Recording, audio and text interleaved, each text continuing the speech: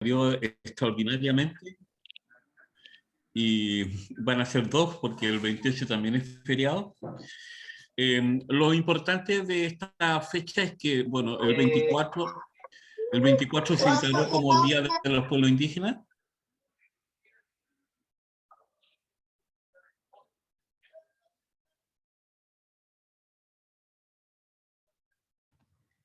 Don Sergio, ¿puede reactivar su audio nuevamente? Ah, perdón, ya. Ahí sí. Ya. Y el día 21 de junio se celebra el cambio de solsticio, el año nuevo indígena, y por lo tanto hay una ceremonia especial ahí. Bueno, el 24 de este mes se cierra la plataforma para la tramitación de las solicitudes del registro, porque se toma más o menos 5 días hábiles para procesar todos esos datos y esos cambios, las solicitudes que son aprobadas hasta esa fecha se ven graficados en la cartola del mes de julio. Hay un micrófono abierto ahí. Señora Marcela, algo está ahí, no sé qué está abierto. Sí, ahí don Sergio, ahí desactive los audios para que pueda continuar. Ya, voy a hacer una presentación breve del registro para que ustedes más o menos se sitúen en el contexto que está el registro. Voy a hacer una pequeña presentación.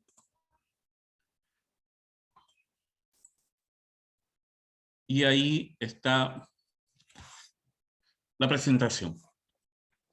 Bueno, el registro social de hogares está inscrito en un sistema de apoyo a la selección de usuarios de prestaciones sociales y está formado por 3 componentes. El primero, que es el registro social, que es una gran base de datos de más o menos 14,5 registros de personas y más o menos un poco más de 6 millones de hogares a lo largo de todo el país.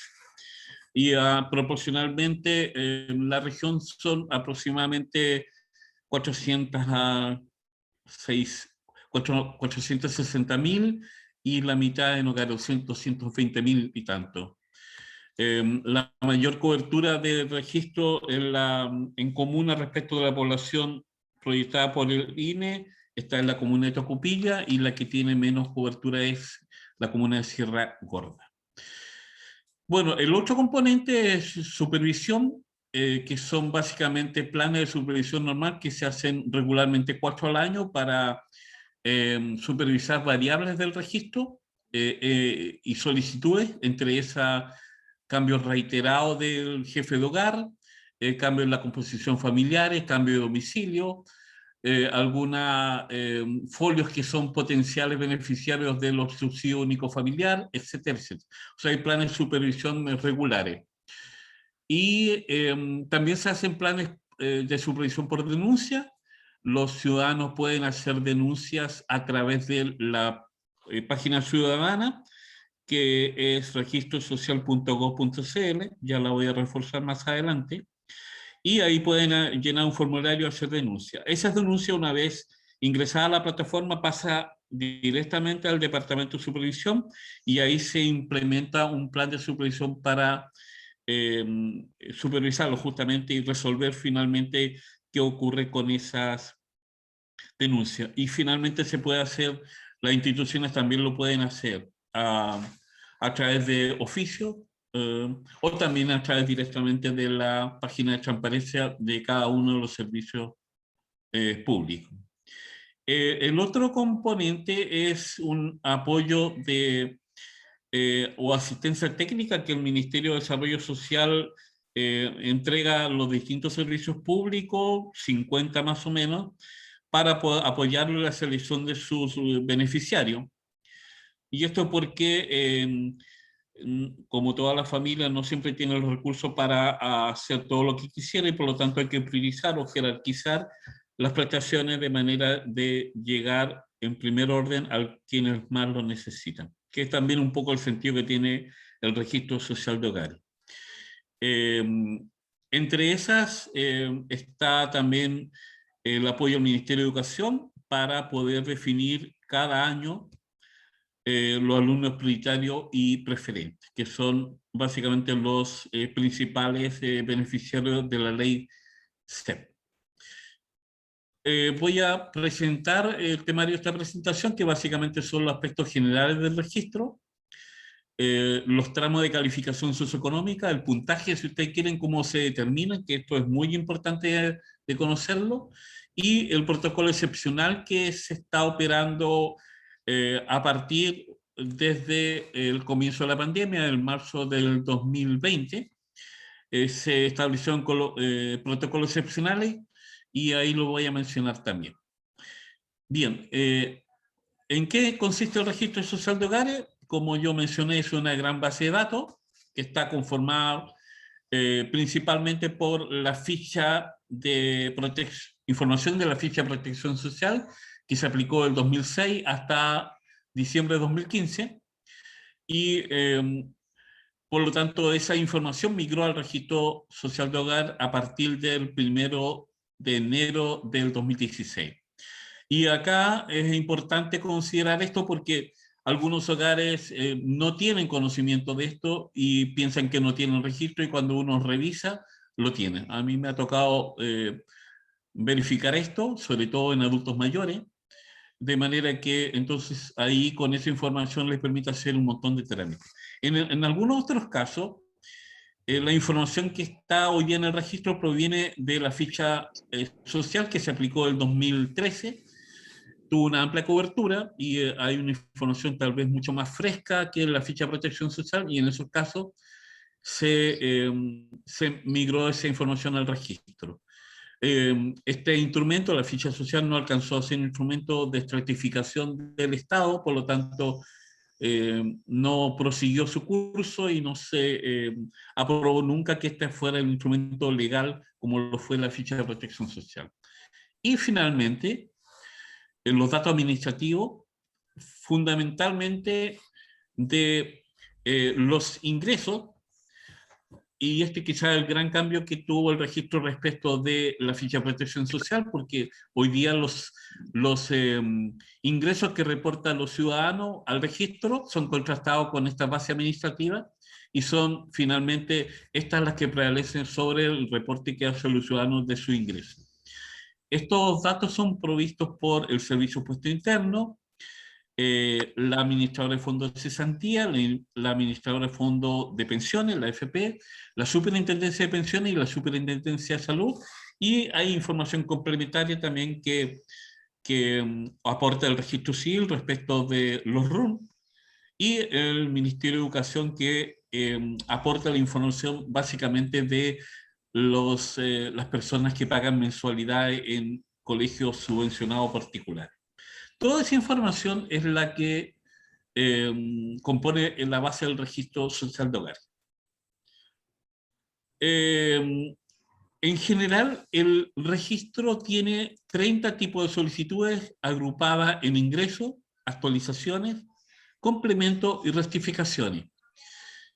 Los tiempos de demora en la gestión de un nuevo registro oscila entre 30 y 40 días, y va a depender mucho de si en el momento que se presenta la solicitud y esta se aprueba. Los días de cierre de la plataforma son generalmente los días 19, 20, 21, 24, y en este periodo donde se han cursado los bonos IFE, esto se ha ido extendiendo, de manera de ingresar el mayor número de solicitudes para poder procesarla. Porque normalmente se debiera tomar 5 días hábiles, pero hoy día esos días a veces se han corrido porque cada vez la base de registro va creciendo, por lo tanto se puede tomar mucho más de esos días. Y ustedes saben que, por ejemplo, este mes de junio la plataforma se cierra el día 24, lo que no significa que dejen de presentar solicitudes. Lo que pasa es que las solicitudes que pasan de esa fecha, si son aprobadas, los cambios van a ser consignados a la cartola el mes de agosto, no de julio, a diferencia de las que se procesa hasta el 24 de junio, bien digo. ¿Cómo se calcula la calificación socioeconómica del hogar hay dos maneras. La primera es por ingreso y la segunda es por test de medio. Ya voy a explicar esto. En general, los hogares son ubicados en uno de los 7 tramos de calificación socioeconómica que van del 40 al 100, saltando de 10 en 10. Y acá es necesario hacer la primera precisión porque las cartolas, cuando uno la lee, dice, por ejemplo, el hogar se encuentra del 51 al 60, entre el 71 y 80, entre el 81 y 90, o entre el 0 y el 40. En realidad no existen esos tramos intermedios. No existe el tramo 71, 72, 73 o el 41, 42. Y cuando uno lee, siempre debe aproximar la calificación del hogar al tramo mayor. Por ejemplo, si es de 0 a 40, el tramo de ese hogar es 40, si es de 41 a 50, es 50, y así sucesivamente. Solamente existen 2 tramos especiales que no son públicos, y por lo tanto tiene una fórmula de cálculo distinta, que son el 20% del 40% del tramo del 40% del registro para optar al beneficio de subsidio de capacidad mental de menores de 18 años. En realidad es como un quinto de la base del 40%. Se empieza a trabajar sobre esa base en particular y ahí se define quiénes son las personas que eventualmente podrían postular a este subsidio. Esto solo se puede verificar si la persona acude, ¿no es cierto?, o quien lo acompañe, acude a la municipalidad, a la unidad de subsidio, y con la encargada, y la encargada digita el RUN del eventual beneficiario, y la plataforma inmediatamente le dice si puede postular o no. Una situación muy particular también ocurre con el 33,3% para la determinación de los alumnos prioritarios cada año. Este proceso lo solicita el Ministerio de Educación al Ministerio de Desarrollo Social para que trabaje la base del 40% y determine el tercio más inferior de esa base. Eso se hace entre enero y abril de cada año. En mayo o en junio, dependiendo cuánto se tarde en eso, el Ministerio publica, ¿no es cierto?, a través de la resolución, donde se detalla los alumnos que están dentro de esa categoría, que son los que llevan las mayores prestaciones de la ley CEP. Esto es importante para cada establecimiento educacional porque de eso depende en gran parte su financiamiento. Por lo tanto, ya debe estar publicada esa resolución y por lo tanto ahí se definen los alumnos prioritarios del año 2022, no de este año, se define siempre de un año para otro. Y hasta diciembre yo creo que los padres que quieran hacer actualizaciones para poder optar lo pueden hacer hasta diciembre, y yo diría hasta noviembre, de manera que eso salga el resultado de diciembre para poder postular a esa categoría al año 2023. Así va ocurriendo con esos 12 tramos de calificación especial. Bien, voy a explicar cómo se obtiene la calificación o el tramo, el puntaje por ingreso. En el fondo, esto es una operación matemática que está compuesta por una fracción donde el numerador se consideran todos los ingresos líquidos de los integrantes del hogar mayores de 18 años. Si son personas entre 18 y 24 años que a su vez trabajan, solo se le considera una fracción de ese ingreso. Entonces se suman los ingresos de todos los integrantes del hogar mayores de 18 años, ya sea por trabajo, dependiente o independiente, formal o informal. Se suman a eso las pensiones y se exceptúan las pensiones de alimentos que no entran en este cálculo y los subsidios de discapacidad mental de menores de 18 años que también se considera como una pensión. Son los únicos casos que no se consideran para este cálculo, todas las demás pensiones se consideran. Y finalmente el capital, que se considera recursos que yo tengo invertido en algún negocio. Puede ser también los depósitos a plazo o los APB, ahorro previsional voluntario, y solo se consideran estos dos últimos casos si es que la persona hace retiro.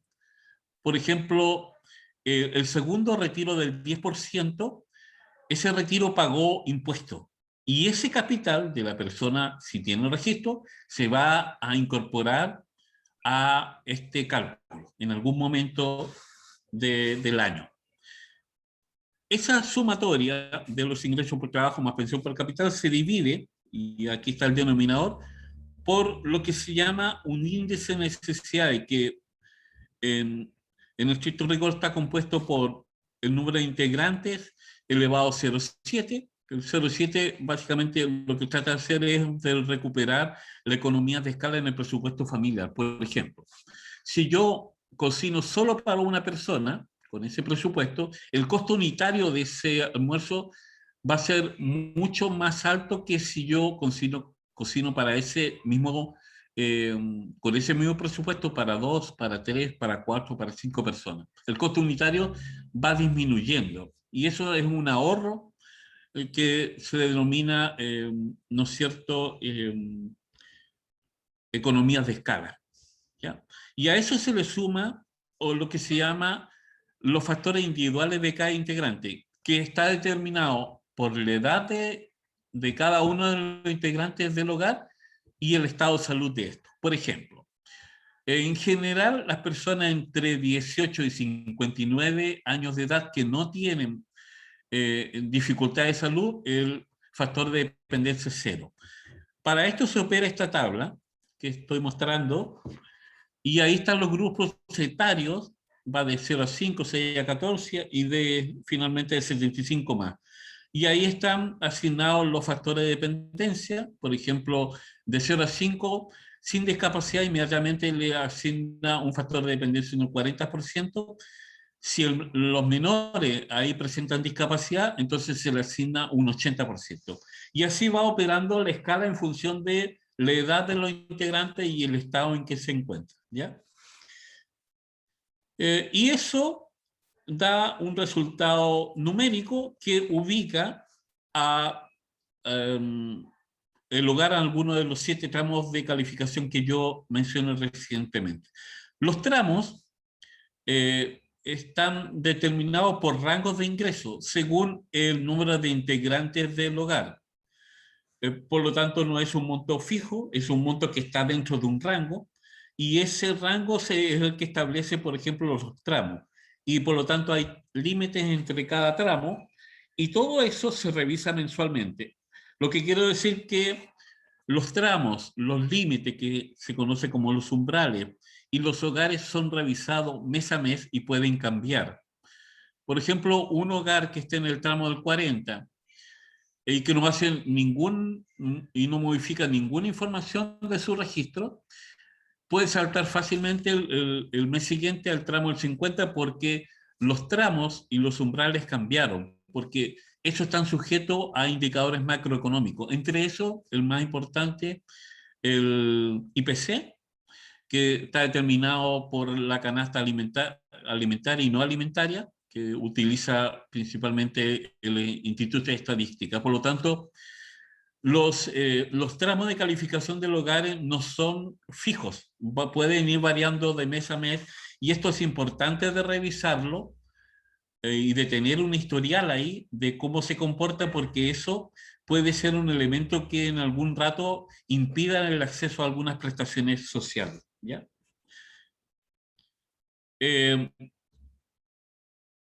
Bueno, los test de medio son 5.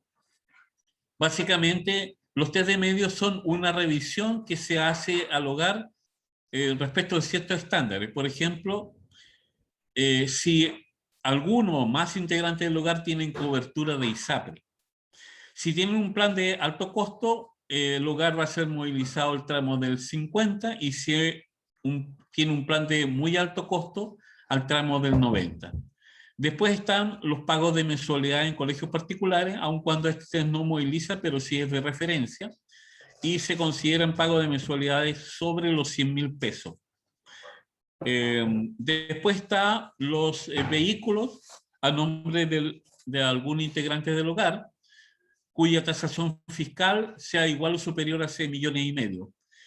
Y se exceptúan acá los vehículos de uso comercial, colectivo, taxi básico, y no vehículos particulares que usan las aplicaciones Uber, InDriver o similares, si no están registrados como comercial. Y se exceptúan acá el valor del vehículo si es que al interior del hogar hay una persona con dependencia o discapacidad. Ahí los test no se activan. Acá también puede movilizar hasta el tramo del 80, dependiendo del valor del vehículo. Y también están los bienes raíces, cuya tasación fiscal, no olviden que la tasación fiscal es entregada por el Servicio de Impuesto Interno. Los bienes inmuebles están considerados de 33 millones hacia arriba. Se exceptúan los bienes inmuebles que pertenecen a adultos mayores del hogar. Ahí no se activa el test. Y finalmente, los altos ingresos de padre y o madre que están fuera del hogar y que tienen hijos común. Por ejemplo, y lo más que ocurre es que si un padre, ¿no es cierto?, no está en el hogar donde están sus hijos y los hijos en común están con la madre, y el padre tiene alto ingreso y además tiene registro social de hogares, esos ingresos se van a sumar a los ingresos de donde están los hijos. Esto puede ocurrir también si hay un tercero distinto del padre y madre, porque puede estar ambos fuera del hogar, que están en un hogar donde, con un familiar o una persona distinta de ellos, y esos ingresos se van a sumar al hogar de esos, donde están esos niños. Todos estos test de medio, que son 5, tienen solicitudes para poder desactivarlo. Hay un protocolo para cada una de ellas. Por ejemplo, en el caso de los planes de salud privado, los ISAPRE, se pueden hacer complementos por cotización de salud y tienen 3, que básicamente son por demandas por pensión de alimentos. También puede ser por enfermedades preexistentes al momento de tomar la cobertura ISAPRE, o bien por enfermedades de alto costo. ¿Ya? Todo eso se utiliza para la calificación. Y cuando se hace la comparación ingreso versus estos test de medio, siempre va a prevalecer el tramo de mayor porcentaje. Por ejemplo, si mi hogar está en el tramo del 40 y yo en mi hogar tengo un integrante que tiene cobertura ISAPRE con un plan de alto costo, mi hogar va a ser movilizado al tramo del 50. Pero si tiene un plan de muy alto costo, el hogar va a ser movilizado al tramo del 90. Así operan más o menos los test de medio. No voy a profundizar tanto en esto porque son protocolos, algunos bastante complejos, pero así en general funciona. Ahora, el registro en el contexto del COVID-19, ¿no es cierto?, las solicitudes se realizan preferente de manera remota, es decir, las solicitudes tienen que hacerse ojalá por la página ciudadana www.registrosocial.gov.cl, que estoy señalando y que está definida el punto 7 de esta lámina, y ya sea por clave única o clave RUN, y la clave RUN es el número del carnet de identidad, la fecha de nacimiento y el número del documento del carnet de identidad. Y ahí accede a la plataforma con las mismas funcionalidades de una clave única. En el fondo es una clave única que tiene un acceso distinto. Ahora no se realizan visitas terreno para solicitudes de ingreso y cambio de domicilio, que son en definitiva las dos únicas solicitudes que llevan registro, y eso se inhibió en marzo del 2020 y por lo tanto no se realizan aun cuando la plataforma en alguna parte dice que se va a contactar, ¿no es cierto?, la encuestadora para aplicar el formulario del domicilio. Eso no se está haciendo y no se va a hacer mientras se mantenga el estado de excepción por COVID-19. Los plazos de tramitación, yo les mencionaba que la plataforma cierra, entre comillas, cierra cada mes en una fecha determinada. Hoy día, en este mes, el 24, y por lo tanto las solicitudes que se pueden presentar y aprobar hasta el 24, ese resultado va a ser consignado en la cartola de los primeros días del mes de julio. Si pasa esa fecha, o sea, puedo presentar hoy día una solicitud, cualquier tipo de solicitud al registro, pero es aprobada, no sé, el 26 o 27 o hasta el 30 de junio, eso va a ser consignado en la cartola de los primeros días de agosto y así sucesivamente. ¿Ya? Hay documentos excepcionales que se incorporaron para este contexto de emergencia sanitaria. Básicamente son tres. El primero, quizá el más importante, es un anexo número 1, que ya lo voy a mostrar, para poder acreditar domicilio en el caso que las personas tengan residencia en un lugar donde no les llegan cuentas de servicio, agua, luz a su nombre, porque ese documento tiene que ser, ¿no es cierto?, dirigido a nombre de la persona de un integrante del hogar para acreditar domicilio, si no, no tiene validez. Y entonces con esta declaración jurada siempre se puede acreditar mediante un trámite súper simple. También puede ser acreditado residencia con un certificado de residencia emitido por la Junta de Vecinos, y hay un protocolo que establece una serie de documentos que se pueden presentar como alternativa. Esta que le voy a mostrar, que es esta, esta es la más simple para acreditar. La única diferencia es que tienen que tener cuidado acá, porque este es un formato que se implementó. Ahí tienen que tachar eso y colocar 2021, porque estamos en 2021. Bueno, es importante considerar presentar solicitud oportuna, y esto es muy importante porque,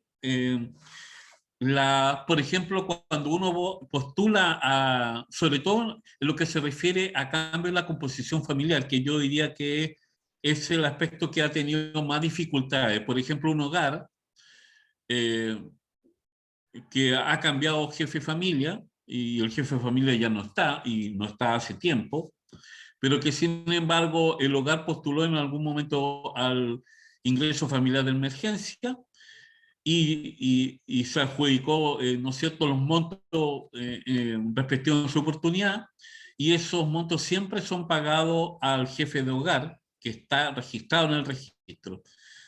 Y acá, eso, ¿cuánto se llama? Han surgido reclamos porque como esa persona ya no está en la composición familiar, es él quien recibe y obviamente no reparte los recursos pagados por concepto de los integrantes. Y esto ocurre porque para efectos del ingreso familiar de emergencia, siempre el ingreso lee la composición familiar del mes anterior. Por ejemplo, las personas que alcanzaron a postular hasta el 15 de junio para el ingreso familiar de emergencia universal, para el pago de su bono va a leer la composición del mes de mayo. En el caso, como ya de ahí para junio, julio y agosto el pago automático, en julio va a leer la composición de junio y en agosto la de julio y la mitad de septiembre, agosto. Entonces, es importante esto porque los cambios no son automáticos y esto es mucho más delicado cuando se desvincula al jefe de familia, porque es esta persona es la que en definitiva va a recibir a nombre del hogar los recursos por esa prestación monetaria. la particularidad de la plataforma ciudadana, yo diría que es una plataforma relativamente amigable, no obstante, por la gran demanda que se produjo por la postulación del IFE universal, que se extiende incluso hasta el 100% del registro social de hogares, con la única alimentación que el ingreso per cápita de los integrantes sea igual o superior a 800.000 pesos. Y hay hogares del 100% que tienen menos de estos ingresos per cápita, por lo tanto son posibles de obtener esta prestación. Y hay que tener ahí cuidado porque la plataforma se ha visto muy demandada y en algún rato se cae y ha colapsado. Entonces hay que tener ahí mucha cuidado con eso. Eso en general perdón. Acá hay una declaración jurada siempre para un poco reemplazar el formulario, es las preguntas que se le hace al ciudadano para poder completar toda la información del hogar, y esto es como una alternativa para aquellos hogares que no tengan impresora y que sí lo pueden hacer a través de este formato. Lo mismo para actualización de información autorreportada, es decir, que no tiene base administrativa, entre esos los ingresos, sobre todo los ingresos por trabajo informal.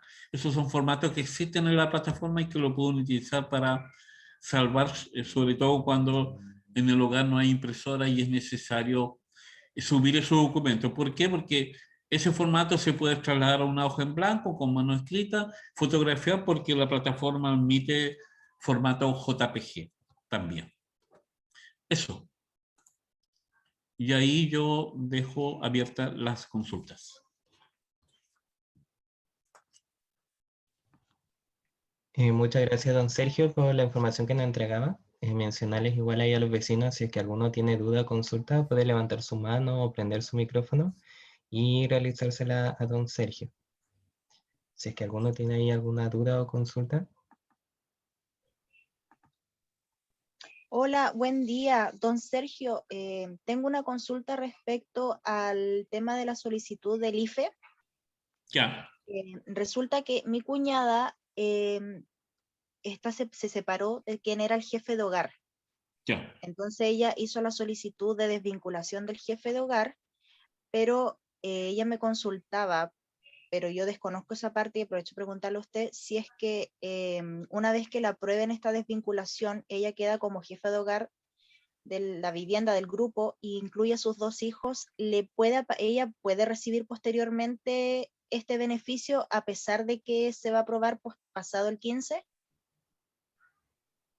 Porque la fecha de corte tenía entendido que era el 15 para postular, el 15 de Para junio. postular 15, pero se amplió ahora. O sea, Ah, va a haber una segunda, perdón, corrijo, no se amplió, se generó una nueva fecha de postulación que va desde el 21 hasta el 30 de junio.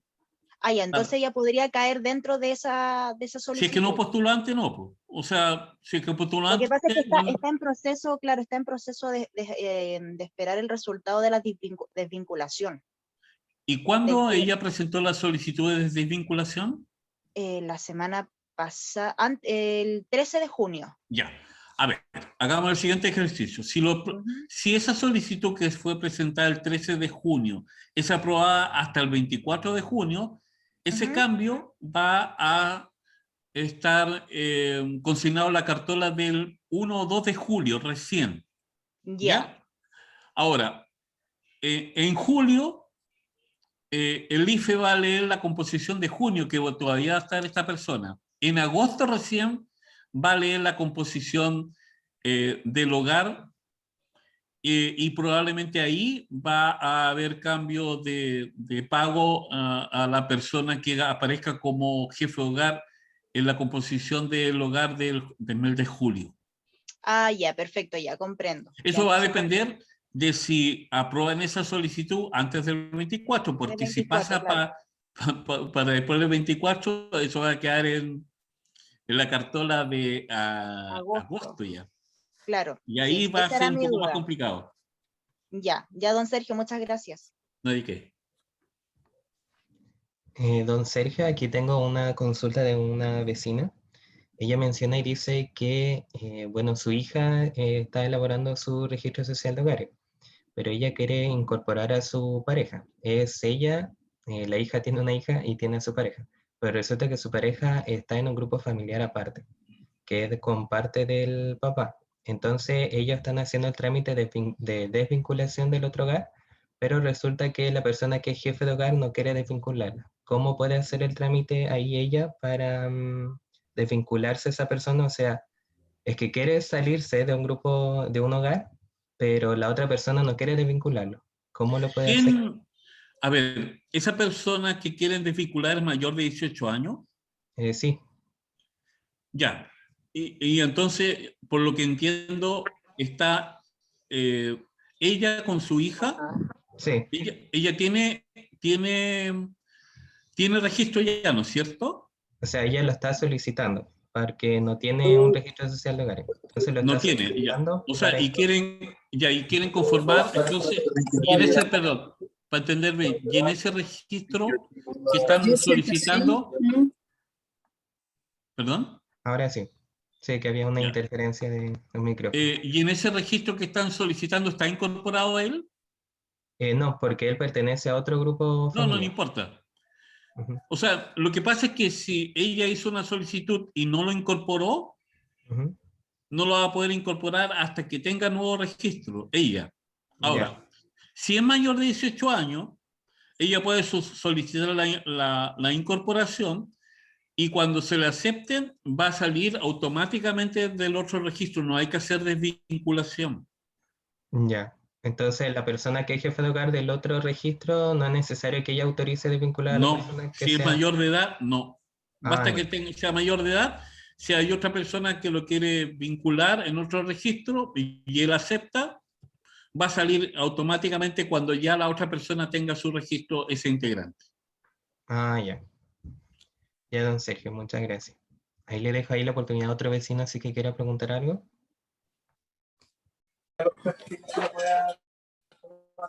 Yo.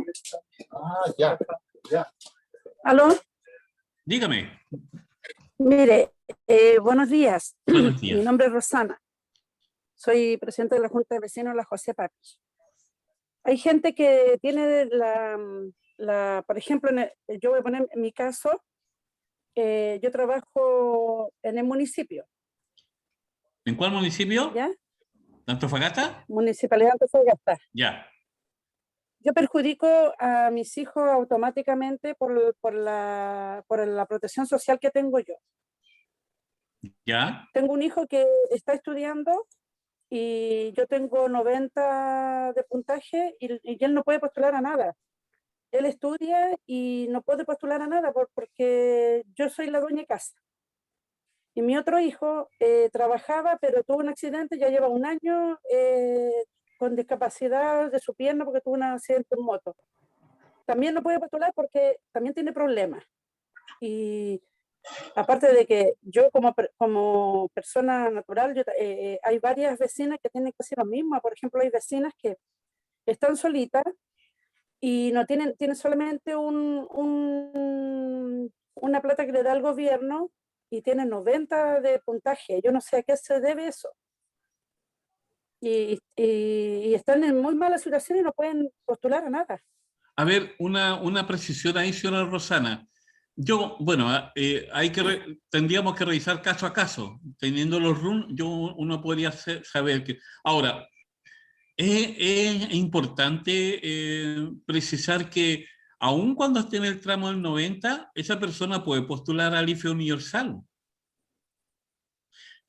Porque el único requisito o el criterio que corta es el ingreso per cápita que sea igual o superior a 800.000 pesos. Ahora, en el caso que usted menciona de esta persona, si es adulto mayor, está en el tramo 90 y es sola y tiene una pensión de 300, esa persona califica ampliamente para postular al IFE.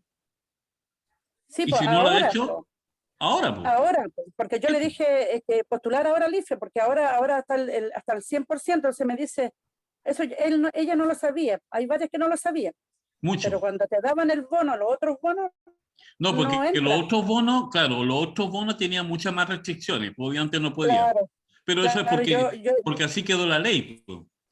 claro, claro.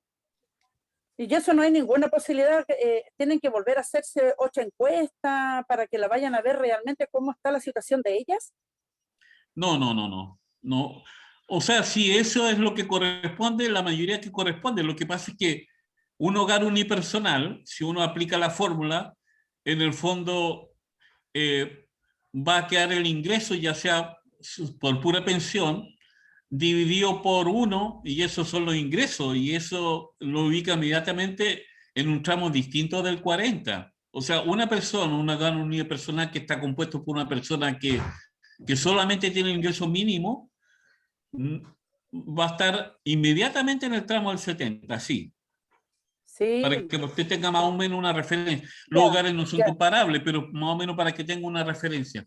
Por lo tanto, ya. los adultos mayores que están solos y que reciben una pensión, obviamente no una pensión básica solidaria, ni por vejez ni por habilidad, sino por la AFP puede ser un poco más alta, probablemente va a estar eso incidido por la calificación, el tramo, va a estar incidido por el tipo de pensión que recibe.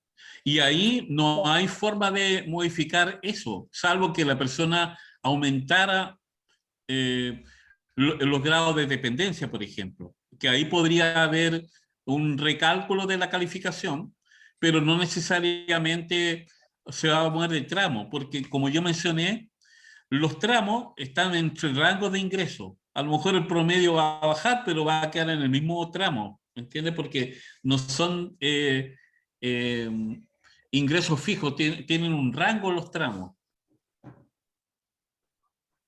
Ya, muchas gracias. Nadie qué, pues.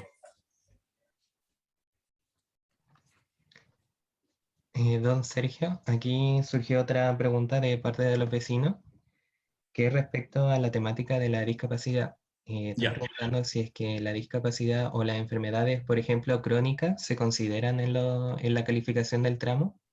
No. A ver, acá hay que distinguir dos cosas. Lo primero es que es la dependencia, moderada o severa, y eso se determina, o sea, es un autorreporte, una información que la persona reporta al momento de la aplicación del formulario o responder la pregunta por plataforma, que está asociado al grado de dependencia, por ejemplo, si puede ir a comprar sola, si necesita ir acompañado, si va al baño sola, si controla los esfínteres, etcétera, etcétera. Si alguna de esas preguntas es contestada con no, obviamente se infiere que esa persona tiene dificultad para movilizarse sola y se le agrega un grado de dependencia. La dependencia no es una situación que está acreditada, es básicamente reportada por el ciudadano a partir de cómo responde cierta pregunta del formulario de ingreso. La dependencia, para efecto del registro, se considera en el rango de moderada o severa. ¿Ya? En el caso de la discapacidad es una condición que está certificada. ¿Y quién la certifica? Los COMPIN, las Comisiones Preventivas de Salud.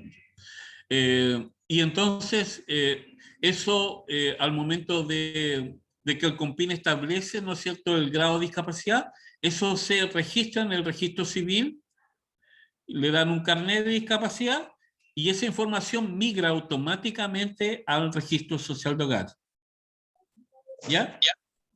Entonces, hay que establecer la diferencia. La discapacidad es un dato administrativo que provee el registro civil, siempre y cuando la persona que tenga esa certificación por parte con PIN efectivamente la inscribe, porque hay algunas que no la inscriben. Hay que hacer ese trámite. Y en cambio, la dependencia moderada o severa es una información autorreportada, no tiene base administrativa. Por lo tanto, y eso es lo que ocurre normalmente, generalmente los adultos mayores, cuando empiezan a aumentar su grado de dependencia, eso no es actualizado en el registro. Y no tenemos forma de cómo saber que eso ocurre, a no ser que el ciudadano lo informe. Y por lo tanto ahí tendría que hacer una actualización de información del formulario, sobre todo en temas de salud, porque esa información sí pesa o se considera en la fórmula de cálculo para determinar la calificación. Por lo tanto, es un dato sensible que afecta o que puede afectar la calificación. Ya, don Sergio, muchas gracias. Ahí también quisiera entregarle alguna oportunidad a algún vecino para que pueda realizar otra pregunta.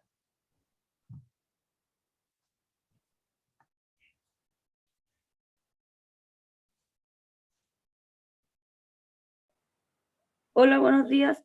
Mira, las que viven varias familias que pertenecen al mismo grupo familiar y quieren postular al IFE o la cartola social, ya que son los hijos y con sus esposas. ¿También lo pueden hacer particular o todos entran en un solo grupo?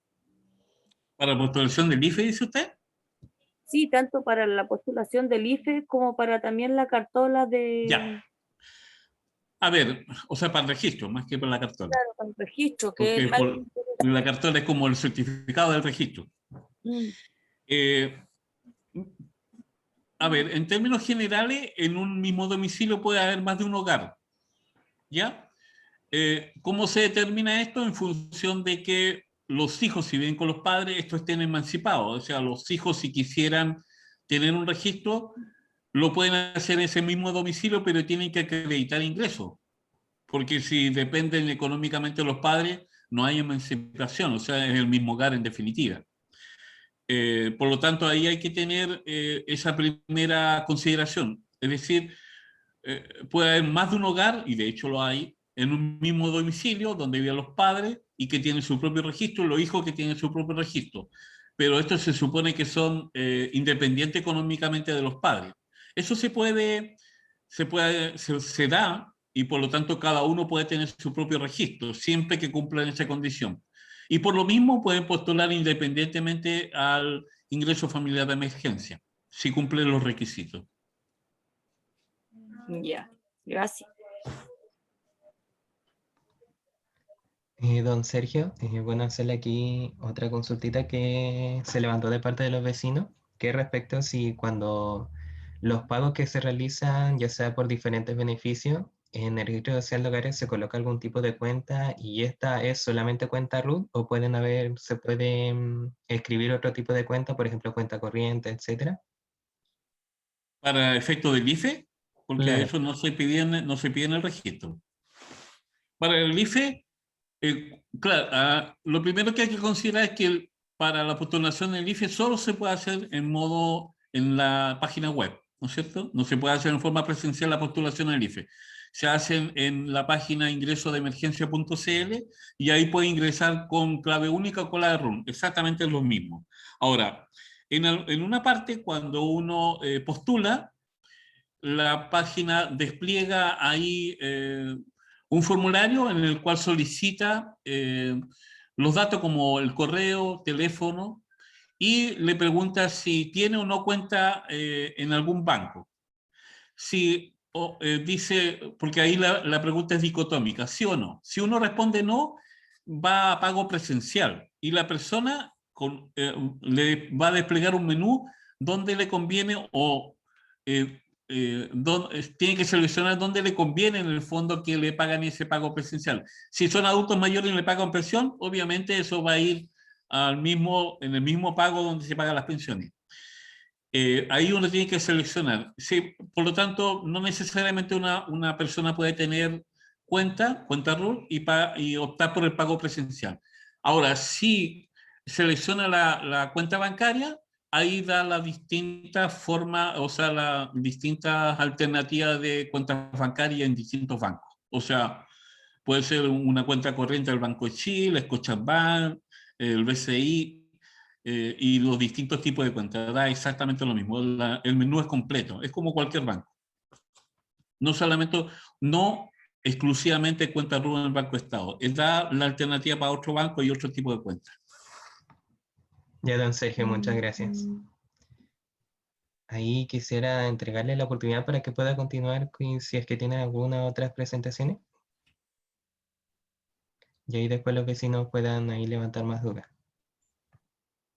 Yo estoy ahí, con eso ya estoy Listo, porque en definitiva lo que usted mencionaba del bono clase media y el préstamo solidario, eso solo lo cursa el Servicio de Puestos Internos, ¿ya?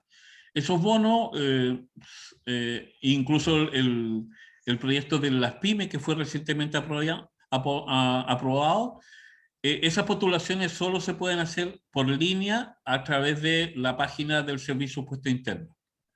Y Ya. la página inmediatamente le va a decir si usted cumple con los requisitos para postular o no cumple con los requisitos para postular a todo ese tipo de bonos. ¿Ya? O sea, es bastante simple, lo pueden hacer a través de la página del Servicio de Puestos Internos, www.sii.cl, y ahí hay un icono y una pestaña para pinchar y le da la posibilidad de postular y le indica si puede o no postular. Ahí, Así ahí de le pinta simple es. inmediatamente. Claro. No tiene mayor complejidad que eso. Ya. Bueno, ahí dejarle igual si es que algún vecino igual tenga alguna duda, puede prender su micrófono o lo puede escribir por el WhatsApp de la población para que ahí podamos preguntarle a don Sergio. Vamos a dar ahí algunos segunditos.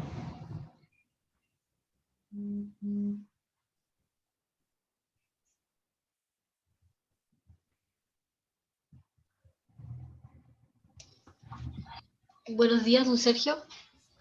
Hola, buen día. Resulta, mire, me quedó dando vuelta lo que dijo usted recién de las personas con discapacidad, cuando ya transcurre el tiempo y estas personas se dependizan más de otras. ¿Cómo tengo que hacerlo yo para ir a la municipalidad, pedir un registro nuevo? Por ejemplo, decir, yo ya no me puedo, supongamos, bañar sola, necesito ayuda. Por ejemplo, si usted ya tiene registro, no tiene que solicitar un nuevo registro. Lo que tiene que hacer es actualizar el formulario. Se llama una solicitud de actualización, en este caso, del módulo salud. Así se llama esa solicitud. ¿Ya? ¿Esa condición está certificada por el COMPIN o solamente es una información autorreportada? Esa es la pregunta que quiero. Ah, ya, no, eso está comprobado, o sea, está por el COMPIN, a través del COMPIN. ¿Y tiene certificación? Sí, correcto. Ya. Entonces, cuando revíselo si ya está consignado en el registro, porque como hay un desfase entre la base del registro y el registro civil, el registro social y el registro civil, Sí. vea cuando usted se meta a su página o a su registro, vaya a los datos y vea si usted en la opción que dice dependencia o discapacidad sale un ticket verde, es decir que esa condición ya está registrada en el registro. Ah, ya, ok. Ya, si no sale, entonces ahí tiene que ver cuándo usted hizo la acreditación, porque más o menos el desfase entre el registro social y el registro civil es para algunos datos de 2 meses más o menos.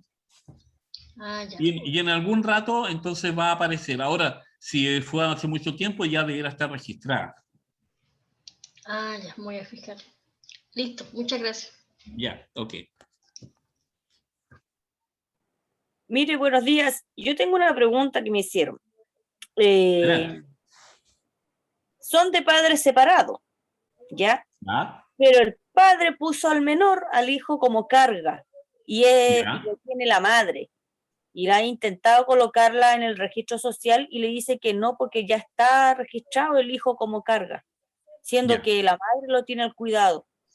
A ver, una consulta en ese caso particular.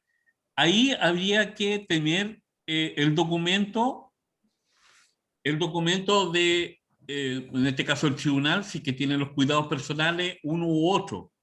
Ahora, ocurre que si los padres tienen cuidado compartido, y eso está, o sea, en forma natural, pues se entiende que los padres, si no hay ninguna su inscripción en el certificado de nacimiento, porque una vez que el tribunal resuelve quién tiene la custodia, si el tribunal le da la custodia a ambos, el primero que ingrese al menor a ese registro lo puede hacer, el padre o la madre. Ahora, si solo uno de ellos, en este caso por ejemplo, si fuera la madre que solamente ella tiene única y exclusivamente esos cuidados, ella podría ser, si tiene su documento, tendría que anexarlo a la solicitud de incorporación de un nuevo integrante. Es decir, solicita incorporar a su hijo y adjunta ese documento en el que consta que ella es la única que tiene los cuidados personales del menor. Con eso se tramita la solicitud y automáticamente, si se aprueba, al mes siguiente va a salir del registro de su padre y va a quedar en el registro de su madre. Si no fuese así, el padre, si ambos tienen los cuidados personales, el padre tendría que autorizar a través de una declaración jurada simple que está en la página ciudadana, que la pueden descargar de ahí, autorizar que ese menor se desvincule de su hogar y se vincule al hogar de la madre. No hay otra forma. Ya, muchas gracias. Ya, ok.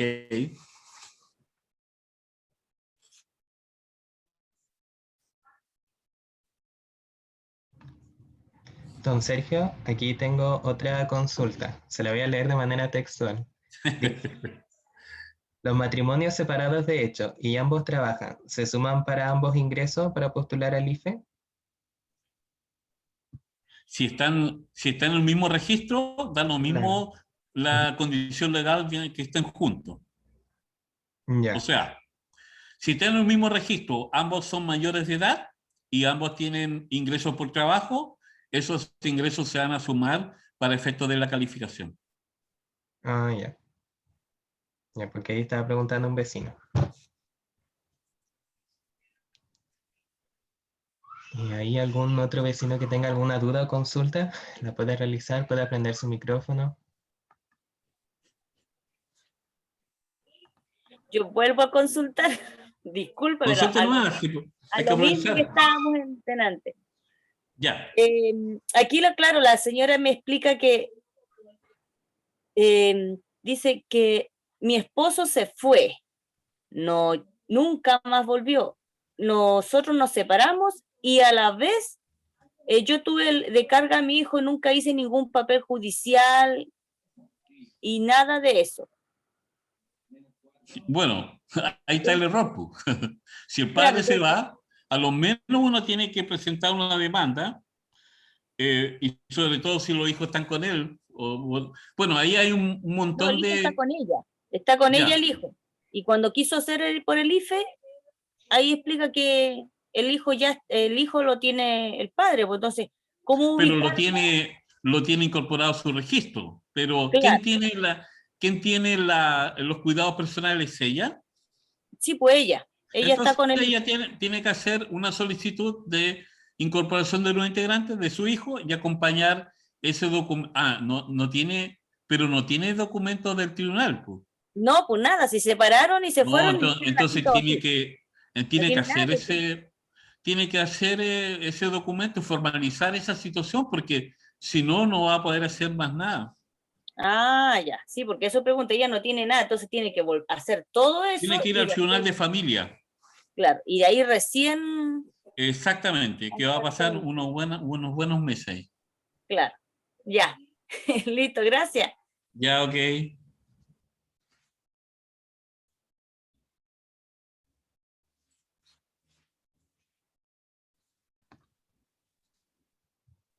Vamos a esperar ahí unos segunditos, don Sergio, para ver si es que algún otro vecino levanta alguna duda. O si No no, hay problema. para dar término al taller. Ya. Aquí algún vecino está escribiendo en el grupo de WhatsApp de la población una preguntita. Ya.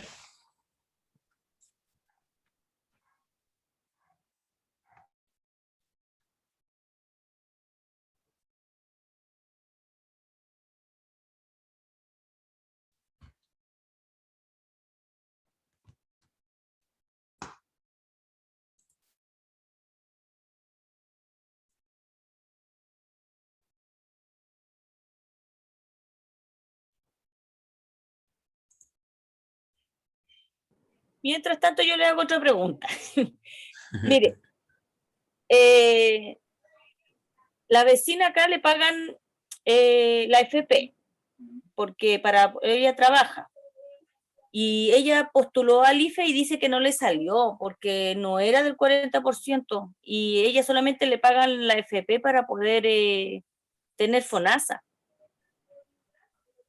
Es No, un, no entiendo esa... tengo esa una vecina, ya, la vecina, ¿sí? el tío le hizo un contrato Pero para le pagan poder solo tener, las cotizaciones. claro, y le paga las cotizaciones para ella tener FONASA. Pero ella ha postulado y no recibe nada, dice que no es apta para poder, es porque será porque la FP es muy alta o no supo hacer el trámite, que eso es lo que más, porque ella es sola, no tiene cargas, no tiene nada, es soltera, eh, no trabaja, solamente es cuidadora de su mamá nomás. Entonces el tío, para que ella tuviera salud, el tío le paga la Ah, FP. ya. Espérenme un ratito, que quiero ver. Deme un segundo. Ya.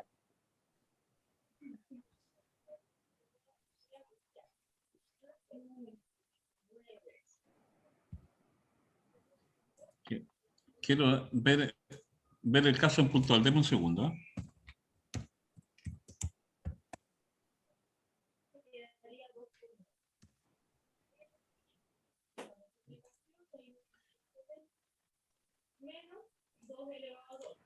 ¿Y tiene el RUN de ella? No, ¿Se lo puede no, no. conseguir para ver en concreto cuál es la situación y orientarla? Sí, le voy a preguntar al tiro, pero un ratito.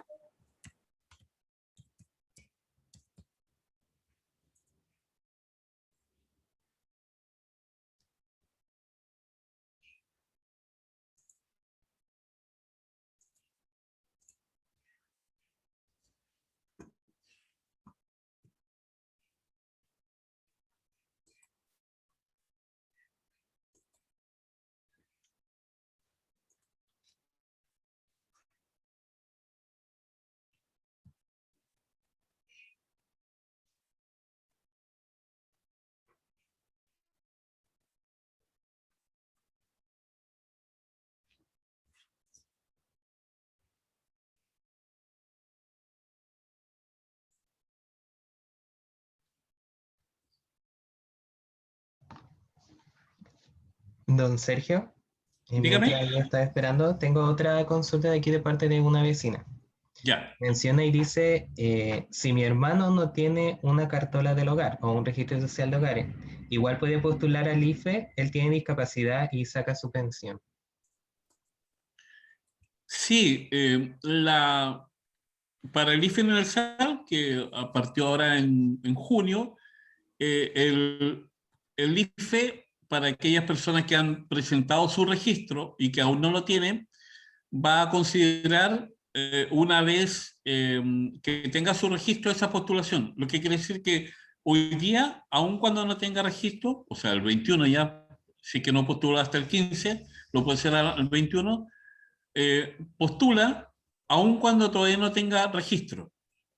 Y cuando lo tenga, se van a revisar sus datos y si califica, se les va a pagar retroactivamente junio, julio y agosto. O sea, junio y julio, sí, y agosto normalmente. Eso es posible. O sea, o sea, puede postular aun cuando todavía no tenga registro. Ah, ya, sí puede postular Siempre y entonces. cuando ya lo haya solicitado. Es una cosa importante de también de considerar. Pero se puede postular al IFE estando el trámite del registro en curso. Ah, ya. O sea, tiene que estar en curso para que así Claro, o recibir. sea, porque si no, eso no va a llegar a ningún puerto. Ya. Don Sergio, muchas gracias.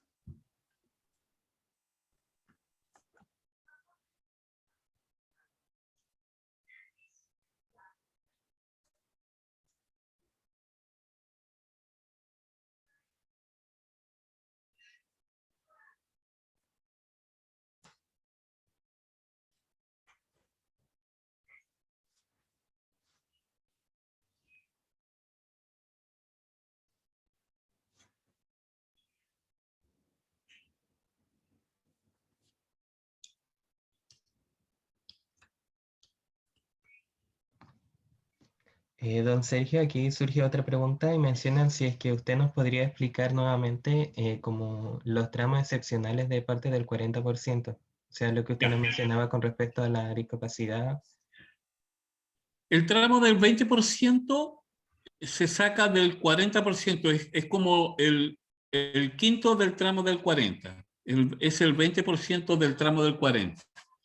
Y eso opera con una fórmula de cálculo, eso técnicamente se llama un algoritmo, que está, todos estos algoritmos están publicados en la página ciudadana, ¿ya? Uno puede hacer el cálculo y ver cuáles son las variables que pesan ahí, que son variables que van mucho más allá del ingreso, porque el atributo que comparte todos los hogares en el tramo del 40 son justamente los ingresos.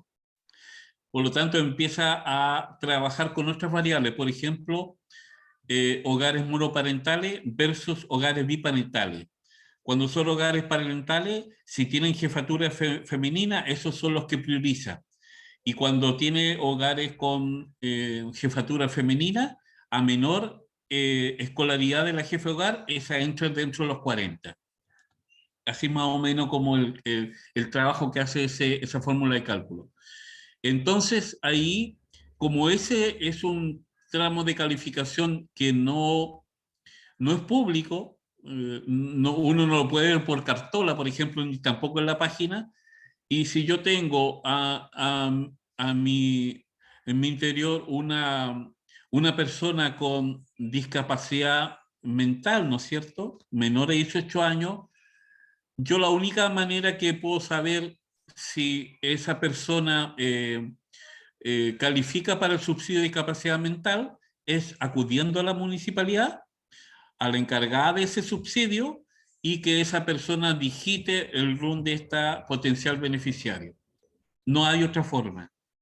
Y entonces la plataforma le va a decir inmediatamente si él puede postular o si no puede postular. O sea, si no puede postular es que está sobre ese 20%. ¿Ya? No hay otra forma de hacerlo, hay que acudir presencialmente para ver si uno puede postular o no a ese subsidio. El segundo es el 33,3%, que en el fondo es un tercio del 40% de la base del registro, que el Ministerio de Educación le pide al Ministerio de Desarrollo Social que procese esa base para poder seleccionar los alumnos prioritarios del año siguiente. Así opera. Entonces, y ese proceso ya se cumplió para el año 2022, o sea, ya están definidos cuáles son los alumnos prioritarios para el año 2022, y así como los preferenciales. Pero los preferenciales alcanzan un tramo mayor que es el 80%. ¿Ya? O sea, por eso los alumnos prioritarios son los que tienen asegurado por derecho las mayores prestaciones de la ley CEP. ¿Ya? Por lo tanto, los excepcionales van a acceder a esa prestación en la medida que la cobertura sea mayor, que alcance mucho más allá de los alumnos prioritarios.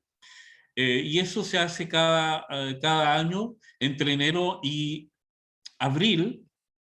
En mayo, no se publicó en mayo, por lo tanto, yo desconozco si ya está publicada, pero es la resolución del ministerio en la cual publica esa nómina de alumnos que son prioritarios del año 2022. Y por lo tanto, los apoderados tienen 20 días hábiles a contar de la publicación de esa resolución para apelar a esa condición. Por ejemplo, si yo estoy en el tramo del 40 y mi hijo no está como alumno prioritario en el año 2022 y yo considero que lo están, podría hacer un reclamo. Si no lo hace, pierde esa oportunidad y ya tendría que esperar el próximo proceso. Y el próximo proceso se abre se abre en enero del próximo año, pero va a tomar siempre la base de diciembre de este año. Por lo tanto, por eso yo mencionaba que para postular al 2023, yo tengo que tener actualizado mi registro hasta noviembre de este año. Si hay variación importante que permitan que mi hijo esté en esa categoría, a eso me refiero. Ya, don Sergio, muchas gracias. Hola, don Sergio, mire, me conseguí el número, el RUT. Démelo. Mira, 12-395-406-8. Dice que lo ingresó y le dijeron el visto de nuevo.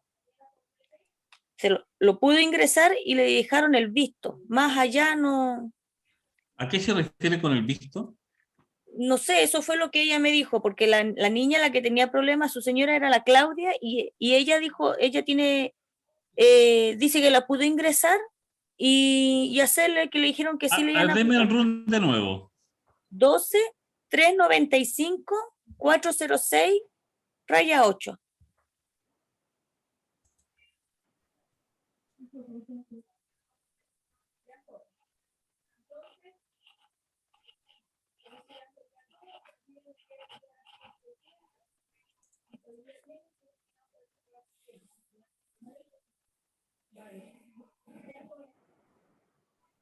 Claro, ella está en el tramo 40. Ella puede postular, si que no postular al IFE, que lo postule. Ah, ya.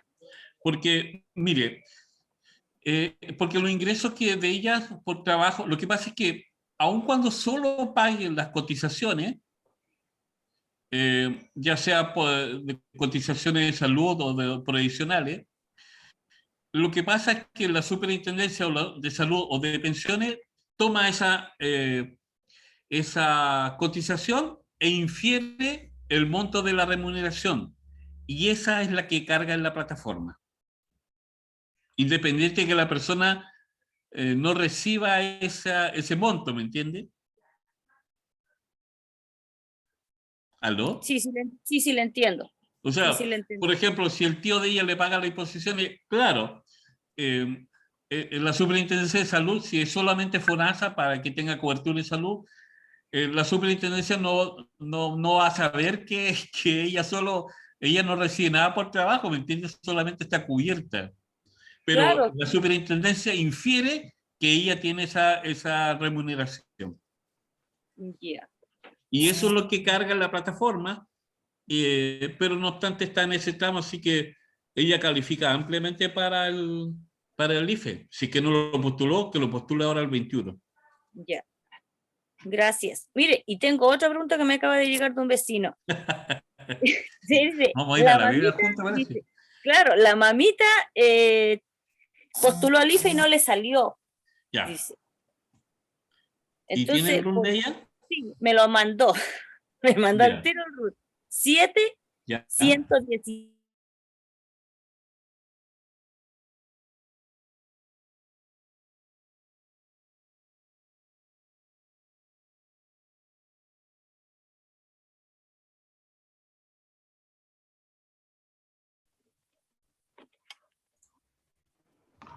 Sí, aló, don Sergio, ¿me escucha? Sí. Sí, ahí sí que hubo un problema de conexión.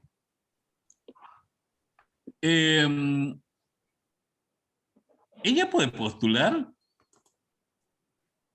Ella puede postular. ¿Cuándo postuló? Mira, acá la niña dice que ella la postularon y no le salió rechazado. Más ¿Pero allá, cuándo postuló? claro, ahí no sabría decirle. Tendría que, estoy preguntando. Es importante, ¿cuánto se llama la fecha de postulación? Porque hasta mayo la postulación tenía restricciones, más restricciones, probablemente por una de esas, probablemente si postuló en mayo, claramente se lo podrían haber rechazado, pero la de junio no. Entonces es importante definir la fecha de postulación. Ya, entonces le voy a, quizás no pudo hacerlo ella y eso es lo que, porque a Eso veces es lo algunos vecinos, tengo vecinos que vienen a mí a postularse y soy yo la que le hace las postulaciones o Leandro, y es sumamente equivocación de hacer el trámite, ¿no? Quizás eso es Bueno, lo que... ahí vean en detalle el caso porque ella cumple con los requisitos para la postulación del IFE de junio.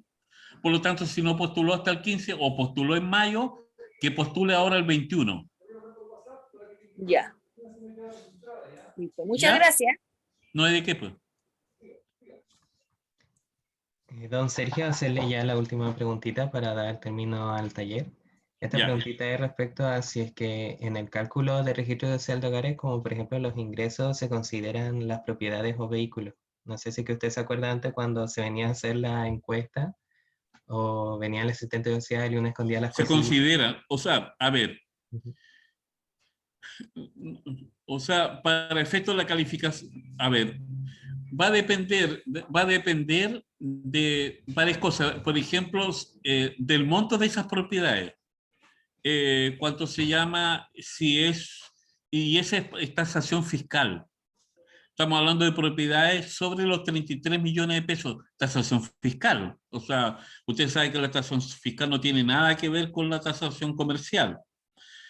Por ejemplo, si yo tengo una casa con subsidio y soy dueño, no obstante soy dueño o dueña, probablemente esa tasación fiscal sea muy inferior y no va a estar dentro de ese rango. En realidad, estas propiedades están, yo diría, en las propiedades del 15% de mayor costo. Por lo tanto, estamos hablando no de cualquier propiedad, de propiedades grandes y caras. O sea, tasación fiscal de 33 millones hacia arriba, yo creo que por lo menos tiene que ser unos 140 metros cuadrados, calculo más o menos yo. Que sería como un departamento hoy día así de esas características. Por lo tanto, si aun cuando yo tenga, ¿no es cierto?, una propiedad y eso no se va a activar, y menos si esa propiedad pertenece a algún adulto mayor del hogar. Lo mismo pasa con los vehículos.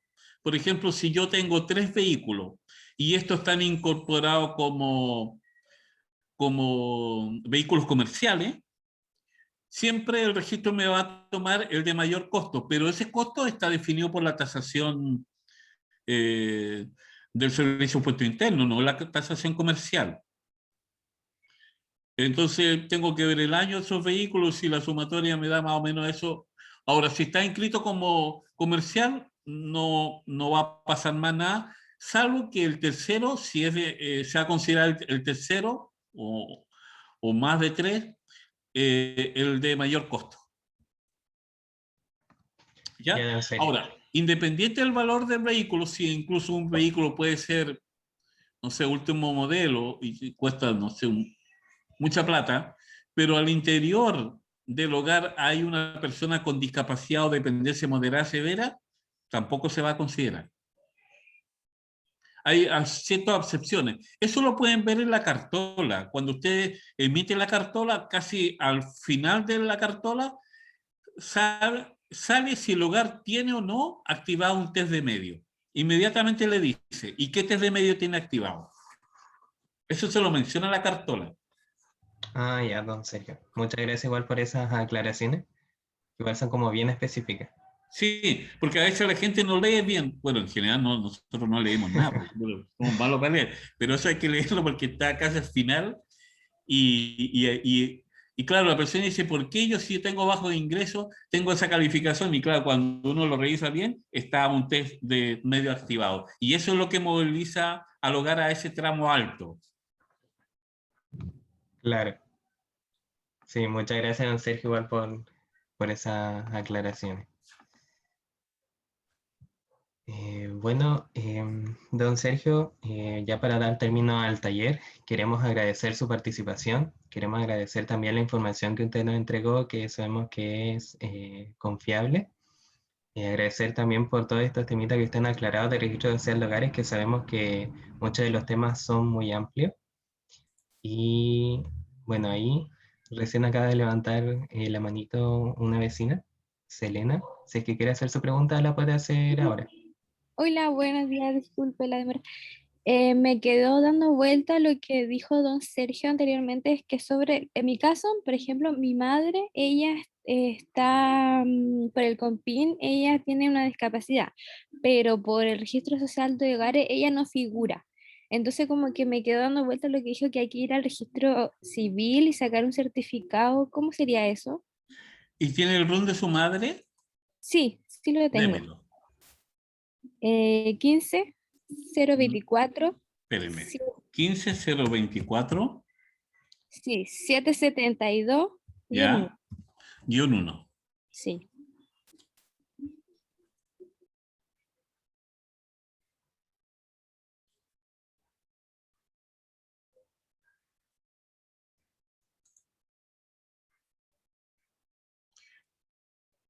Claro, ella no tiene esa consignada esa situación de discapacidad en el registro. Y esa está certificada por el COMPIN, ¿cierto? Sí, exacto. Y no la han registrado en el servicio de puesto, o sea, en el registro civil. No, ahora ella no tenía ni idea, de hecho ahora yo me vengo a enterar por usted que teníamos que hacer como Claro, ese tiene que registrarla ahí, la registra y le dan un carnet de discapacidad. Y eso le sirve a un montón de trámites. ¿Qué edad tiene su mamá? Aquí sale, 38. 38. Es joven ella. Sí, muy joven. Ah, pero Ya, eso se hace porque ahí directo. mira, con ese carnet de discapacidad, si está certificada, puede tener acceso a prestaciones por parte de Senadi. Prestaciones en algunos artículos tecnológicos que le ayuden a su discapacidad dependiendo del tipo de discapacidad. ¿Ya? Eso tiene que Ah, ya, pero eso hay que ir directamente a la oficina de registro civil. exactamente con ese certificado que le emitió el COMPIN. Ya, muchas gracias. ¿Ya? Ya, don Sergio. Bueno, ahora sí. Bueno, agradecerle, como le decía antes, por su participación, por su colaboración con nosotros como Junta de Vecinos de Libertad de Antofagasta, como también en colaboración con la Junta de Vecinos Salitre Bajo de aquí de Antofagasta. Agradecerle la información que nos entregó de registro social de hogares, la aclaración de dudas de algunos temas muy específicos, como usted mencionaba ahí, que aparecen en la cartola, que aparecen al momento de levantar la solicitud, al momento de rellenar los campos que pide el registro social de hogares. Y también agradecerles también a cada uno de los vecinos que estuvieron presentes hoy día, que estuvieron aquí a través de Zoom, que estuvieron también ahí a través de YouTube, que algunos los pudieron ver como a algunos se les dificulta ingresar al Zoom. Así que, y a los vecinos que participaron en el WhatsApp dejando sus consultas, sus dudas. Así que muchas gracias a todos los vecinos. También muchas gracias a usted, don Sergio. Y eso, agradecerles a todos y ya vamos a dar término al taller. Muchas Muchas gracias, don gracias. Sergio. Nos estamos viendo. Gracias. Ahí quedan a libre disposición para ir ya saliendo de la reunión. Gracias. Que estén bien. Muchas gracias. Muchas gracias. Muchas gracias, don Sergio. Gracias a Gracias. ustedes.